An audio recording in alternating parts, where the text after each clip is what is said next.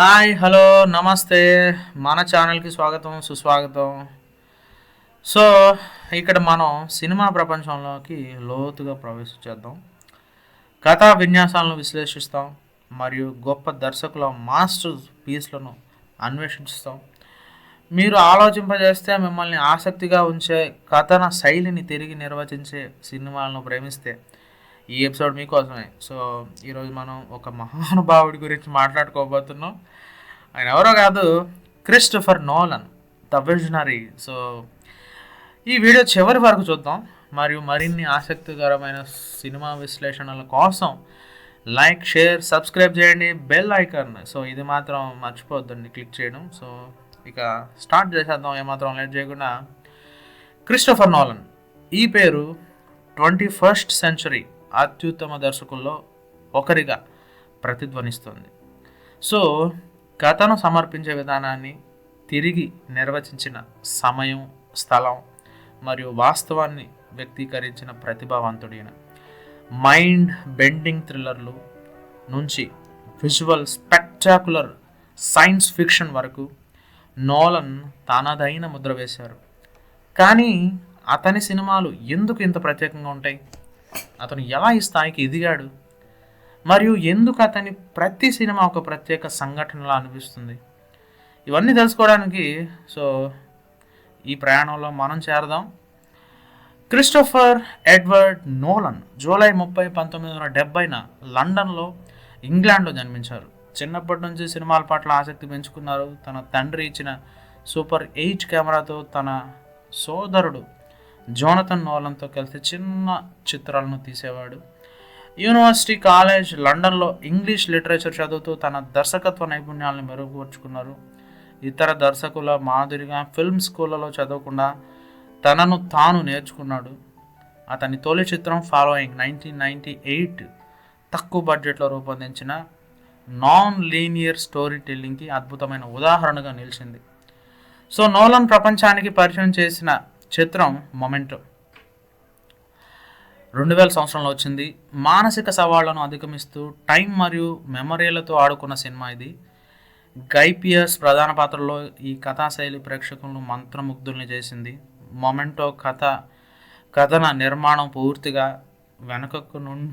వెనకకు నడిచే విధంగా ఉండడంతో సినిమా చూసే విధానం పూర్తిగా మారిపోయింది. సో ఇకపోతే ఇన్సోమ్నియా 2002లో వచ్చింది. సో దీని అనంతరం నోలన్కి DC comics legendary character Batman పునర్నిర్మించే అవకాశం లభించింది. ద మైండ్ బ్లోయింగ్ సిరీస్ అని చెప్పచ్చు. బ్యాట్మన్ బిగిన్స్ 2005లో వచ్చింది. సో దీని ద్వారా బ్యాట్మన్కు ఒక కొత్త రూపాన్ని ఇచ్చారు ఆయన. ఆపై వచ్చిన ద డార్క్ నైట్ 2008 మాత్రం సినిమాటిక్ మాస్టర్ పీస్గా నిలిచింది. హీత్ లెడ్జర్ పోషించిన జోకర్ పాత్ర ఇప్పటికీ అభిమానుల గుండెల్లో ఉంటుంది. ఈ త్రయం చివరి భాగమైన ద డార్క్ నైట్ రైజెస్ 2012తో నోలన్ మరో మెట్టెక్కేశాడు. ఇకపోతే మొమెంటో మెమరీలతో ఆడుకున్నట్లయితే ఇన్సెప్షన్ 2010 కళలతో ఆడుకుంది. లియోనార్డో డికాప్రియో ప్రధాన పాత్రలో నటించిన ఈ చిత్రం కళల లోపల కళల కదలికలను చూపించింది. సో ప్రేక్షకుల్ని మైమరిపించింది. అద్భుతమైన విజువల్స్, హాన్స్ జిమ్మర్ ఇచ్చిన సౌండ్ ట్రాక్ మరియు నోటిబందీ ఫైనల్ సీన్ సో ఈ సినిమాని క్లాసిక్గా నిలబెట్టాయి. ఇకపోతే మాస్టర్ పీస్ గురించి మనం ఎట్లా మాట్లాడుకోకుండా ఉంటాం. ఇంటర్స్టెల్లర్ 2014తో నోలన్ మనల్ని అంతరిక్షపు అద్భుత లోకానికి తీసుకెళ్ళాడు. సైంటిఫిక్ యాక్యురసీ మరియు భావోద్వేగాలను అద్భుతంగా మేళవించి టైం డిలేషన్, హ్యూమన్ ఎమోషన్స్ వంటి అంశాలని చర్చించిన సినిమా ఇది. ఇకపోతే డన్క్రిక్ 2017లో వచ్చింది. నోలన్ రెండో ప్రపంచ యుద్ధం జరిగిన బ్రిటిష్ సైనికుల రక్షణ హృదయ స్పర్శిగా చూపించాడు. ఐమాక్స్ కెమెరాలతో తీయబడిన ఈ చిత్రం యుద్ధ భయాన్ని, దాని వాస్తవికతని అద్భుతంగా పట్టుకుంది. ఇక టెనెట్ 2020లో వచ్చింది. టైం ట్రావెల్ని పూర్తిగా కొత్త రీతిలో అన్వేషించిన స్పై థ్రిల్లర్ ఇది. దీనిలో టైం ఇన్వర్షన్ అనే కొత్త కాన్సెప్ట్ని పరిచయం చేశాడు ఈయన. ఇక చివరిది మనం మాట్లాడుకోవాల్సింది ఓపెన్ హైమర్. నోలన్ తాజా చిత్రం ఇది, 2023లో వచ్చింది. రాబర్ట్ ఓపెన్ హైమర్ జీవిత ఆధారంగా తెరకెక్కిన జీవన కథనం, అణుబాంబు రూపకల్పన వెనుకున్న మానవీయ సైంటిఫిక్ డైలమాలను అన్వేషించిన సినిమా ఇది. సో ఇది ఆయన చిత్రాలు.